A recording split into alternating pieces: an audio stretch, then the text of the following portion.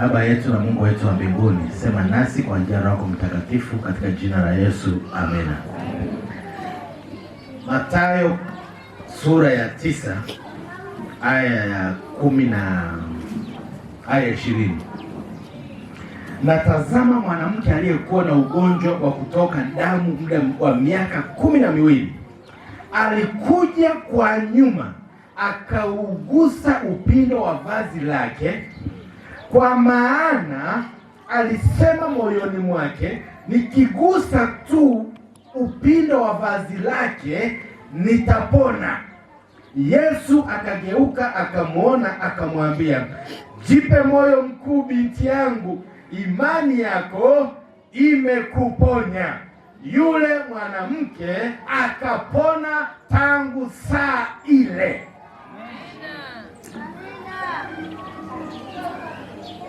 Kichwa cha somo mchana wa leo sio cha hubiri, mimi si hubiri.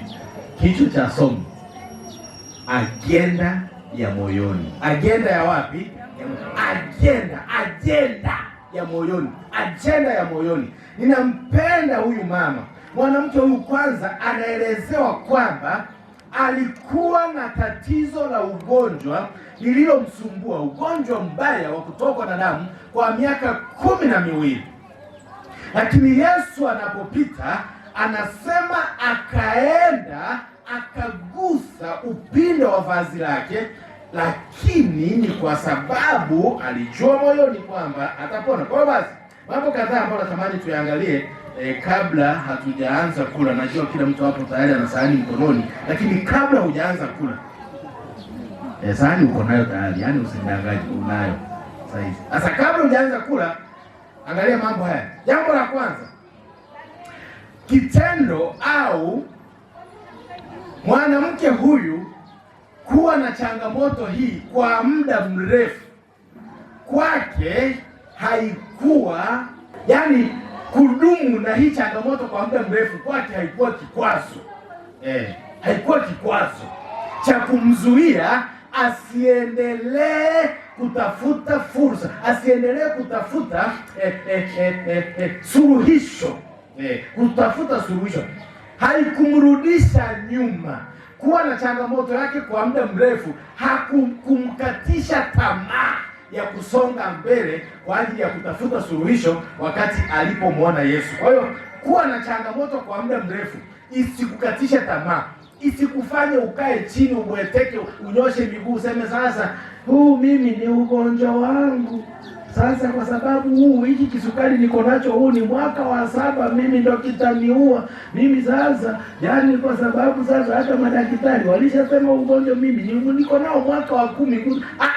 Hiyo haikumfanya yeye changamoto yake kuwa ya muda mrefu. Changamoto yake kuwa ya muda mrefu hakumkatisha tamaa, hakukumfanya aone kwamba hakuna tumaini, hakukumfanya aone kwamba haiwezekani tena. La hasha, licha ya changamoto yake ya kuwa ya muda mrefu, bado aliendelea kufikiri kwamba anaweza akaona fursa. Na yeye alipomwona Yesu, jambo la pili, alipomwona Yesu akipita, kwake aliona ni fursa. Hivi fursa mnaelewa maana yake? Mnaelewa maana ya fursa? Watu wa Magoma, mnaelewa maana ya fursa? Fursa ni nini?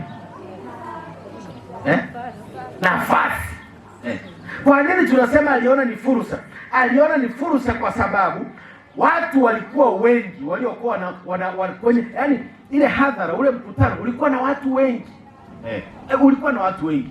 Watu wengi walikuwa wanamgusa Yesu, watu wengi walikuwa wanamwegemea Yesu, wanamshika, wanafanya, wanakimbia, wanafanya. Lakini mwanamke huyu yeye aliona kwamba ni fursa, kwa sababu alikuwa na agenda moyoni, alikuwa na jambo lake moyoni. Ndio maana Biblia inasema akaenda akagusa pindo la vazi ya Yesu, kwa sababu alisema moyoni. Mnanielewa watu wa Mungu? Aliazimia moyoni. Kwa hiyo mwanamke huyu hakugusa tu, kwa sababu kama ni kugusa, hata Yesu anapowauliza wanafunzi wake ni nani aliyenigusa, wanamshangaa kwa sababu wanasema watu wanakugusa wangapi? Wengi. Mbona watu wengi wamekugusa Yesu? Mbona unatushangaza na swali nani aliyekugusa? Ni swali gani hilo? Watu wanakugusa, wanakuvuta huku, naangushwa huku, watu mbona unasema nani aliyekugusa? Sio tu kugusa. Mwanamke huyu alikuwa, kwa lugha nyingine naweza nikasema, huku kugusa pindo la vazi ya Yesu kwa mkono ni onesho tu la nje, lakini kiukweli kilichogusa vazi la pindo la vazi ya Yesu ni moyo wa ule mwanamke. Moyo ndio uliomgusa, kwa sababu kama ni kuguswa kwa mikono, Yesu alikuwa ameguswa na watu wengi kwa mikono. Kama ni kugusa hilo pindo la vazi ya Yesu, alikuwa ameguswa na kila mtu pale. Lakini tofauti ya huyu mama na hawa wagusaji wengine, tofauti yake ni kwamba alimgusa Yesu kwa moyo wa imani. Kwa moyo wa imani.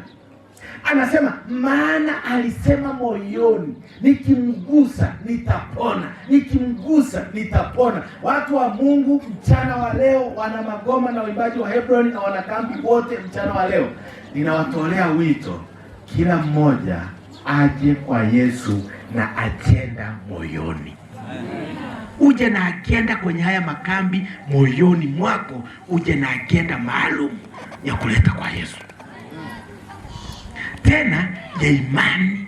Ndio maana Yesu anapomjibu anasema, jipe moyo binti yangu, imani yako imekuponya. Imani yako imekuponya. Imani yako imekuponya. Imani yako imekuponya. Ninakutia moyo wewe mwanakambi mwenzangu, wahubiri, wahudumu wenzangu, Bwana kutupatia neema ya kuja kuwa wahudumu wa kwanza katika makambi haya ana sababu yake. Ni kwamba hata sisi kupitia makambi haya Bwana akutane na agenda yetu fulani kupitia kambi hili. Kwani unachosema mchungaji ni nini? Ninachosema mchana wa leo, ninatoa wito kwamba usije katika haya makambi kikawaida. Usije tu kwa mkumbo kama wale wengine waliokuwepo katika ile kongamano kwa mkumbo. Unajua watu walikuwa wanambuai, unajua kuna wali kwambie. Kuna jambo linaweza likatokea mtaani. Hata wewe ukitaka jaribu na hata marafiki zako wawili au watatu. Pale mtaani kwenu. Ukiamka tu mkaanza tu wawili au watatu, mkaanza hadi pale tu mtaani. Watatu tu. Nakwambia hivi, mkikata kona ya kwanza, si mlikuwa watatu, mko wanne. Watano. Mkifika ile mtaa wa sita, mko 15. Yaani kwa sababu gani? Yaani wengine wanajiunga na nyinyi hapo. Hawajui hiyo hoya ni ya nini.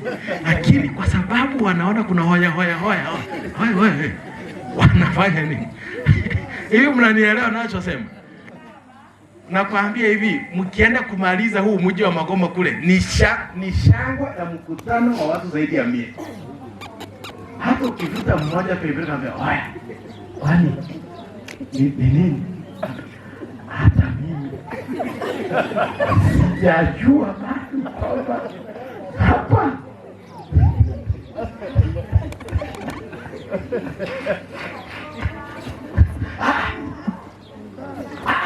Sasa mbona na wewe uko na mimi nimeona watu wanashangilia, hiyo nimejiunga nao.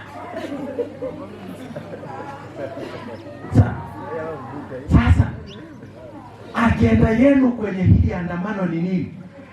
Sijajua.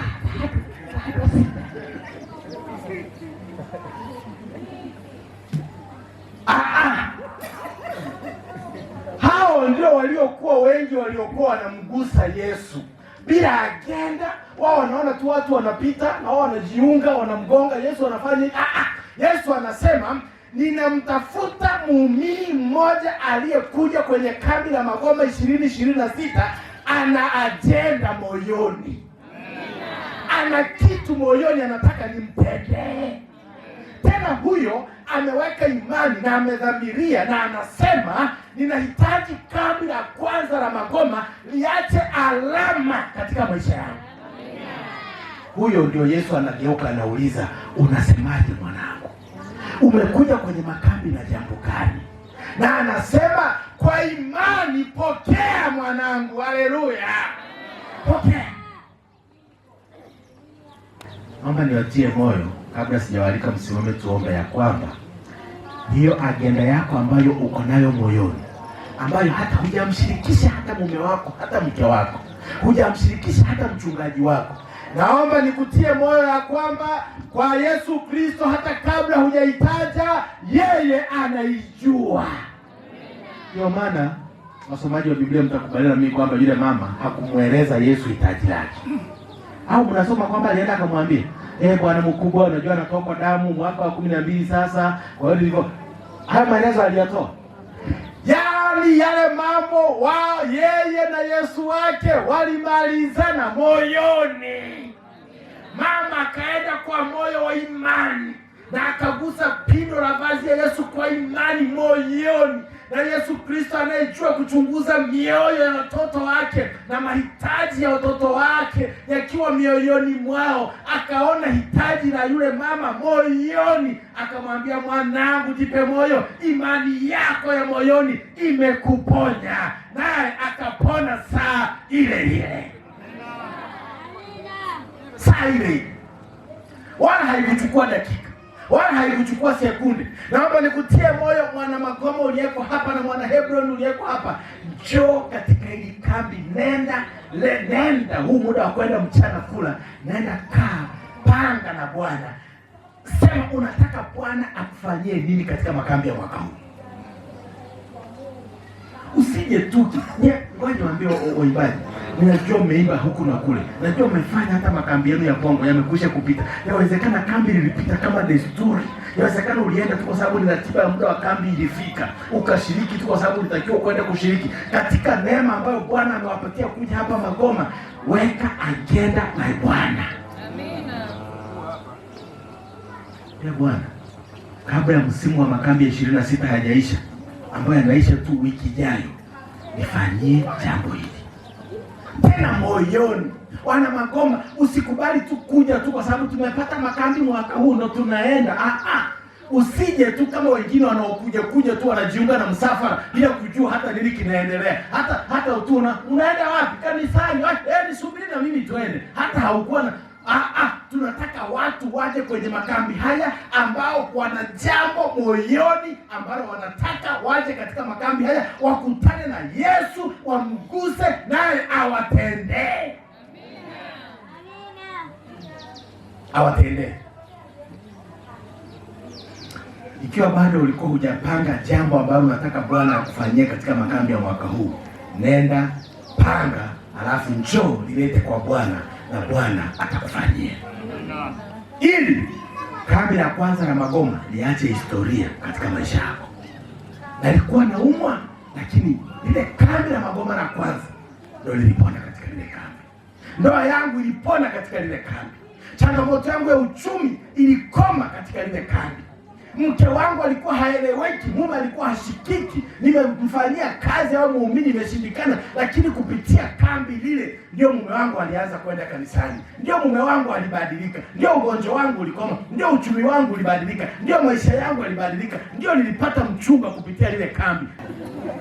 Kambi hili tunataka kila mwanakambi aliyeko hapa abaki na ushuhuda kwamba katika lile kambi Bwana alinipa mke, katika lile kambi Bwana alinipa mume. Ninachosema ni nini, mwanakambi mwenzangu, watu wa Magoma? Ng'ang'ana katika kambi lenu la kwanza kabisa, Bwana akuachie alama. Bwana akuachie alama. Kachangamoto ambako umekaa nako kwa muda mrefu, nikutie moyo, muda mrefu si hoja. Yule mama aliumwa kwa miaka 12, haikuzuia Bwana kumtendea muda ulipofika. Na muda wa watu wa Magoma ni sasa. Neema hii ya kambi hili ndio Bwana amekuja kukutana na haja ambazo zimewahangaisha kwa miaka mingi. Bwana amekuja kuzikomesha. Amina. Hebu tuombe. Baba yetu na Mungu wetu wa mbinguni, asante kutupatia kambi la mwaka huu. Soma mioyo yetu. Yeyote atakaye kuja mbele zako kwa moyo wa dhati wa imani akiwa na ajenda nzito, naomba Bwana ukutane na mahitaji ya watoto wako. Makambi haya yasipite bure. Ninachokusihi Yesu, ninaponyamaza, sisi tusiwe miongoni wale waliokuwa na kugusa pasipo sababu, waliokuwa na kugusa wasipokuwa na hoja wala agenda yoyote. Sisi kama kambi la Magoma tumedhamiria kuwa kama yule mama aliyekugusa kwa agenda, kwa imani, na ukamtendea. Mwisho wa makambi haya, kila mmoja abaki na ushuhuda kwamba katika lile kambi Bwana alinitendea.